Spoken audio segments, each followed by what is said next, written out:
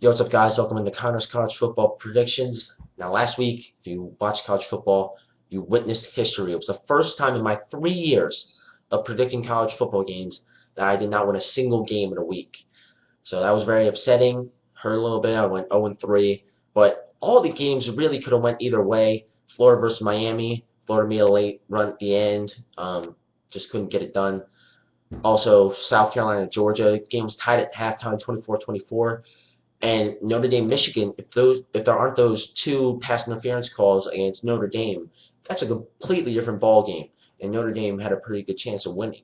But hey, whatever. It's also kind of hard because you have some teams going against South Carolina State in week one, and then they're playing a team like Alabama. I'm just making stuff up the next week. So it's kind of hard to go off of the game the previous week because they're playing South Carolina State. They put up big numbers.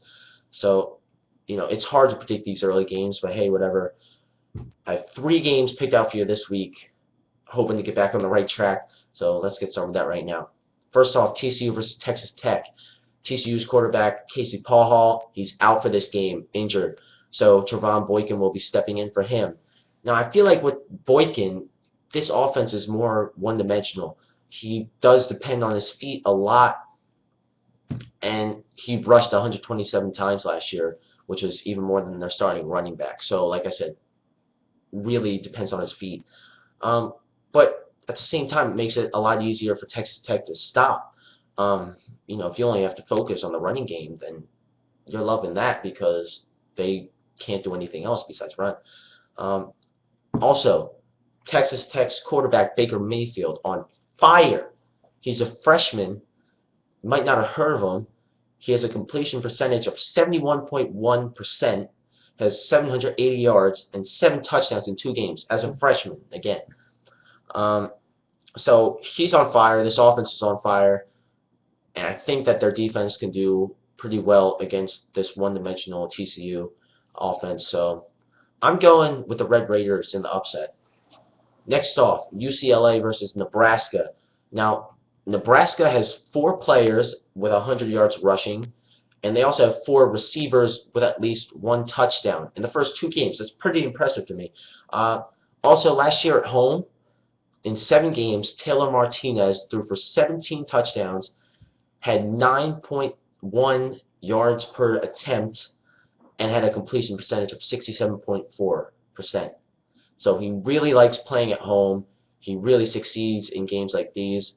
Also, Brett Hundley got sacked 52 times last year. Might not have known that, but hey, we get cool stats here. No, I'm just kidding. So, offensive line for UCLA does struggle a bit.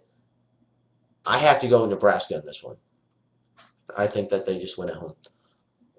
Big game of the week: Alabama versus Texas A&M. Everybody's been looking forward to this game. It's a rematch of last year. Last year it's the rise of Johnny Manziel. That's when everybody first recognized him. First off, I just want to start by saying Bama has had 2 weeks to prepare for this game. They had a bye last week, so that's definitely going to help them in this game. Also, Alabama's offense is a lot stronger than last year when they lost to Texas A&M. A.J. McCarron, another year in his belt, the leader of this offense. Amari Cooper, a star wideout, and T.J. Yeldon, a star running back. So I think that this offense is incredible. A&M's defense, on the other hand, not so good. They let up 28 points last week to Sam Houston State, and then let up 31 yards to Rice in week one. I mean, not 31 yards, my bad, 31 points in week one to Rice. They gave up 509 yards total to Rice. So this defense is not getting it done. And, I mean, Alabama has been known for their defense the past couple of years. Their offense is definitely catching up. It's close now. So, I mean, I think it's going to be hard for this Texas A&M defense to stop such a powerful offensive force in Alabama. And also, Bama has been looking forward to this game. They've had this game circled on their calendar since the schedule came out. They've been preparing for this game for a very long time. And if you remember last year when they lost to Texas A&M, nobody really knew who Johnny Manziel was. I mean, he was just the quarterback for Texas A&M. There were a little bit of talk about him beforehand, but nobody knew that he was this powerhouse, this phenom. So, I mean, all these teams are cracking down on him. Alabama was such a great defense and such great coaching. You know, I think that they can stop Johnny Manziel. I mean, it's kind of hard for someone to say because Johnny Manziel is a great football player, but I think that they can stop him.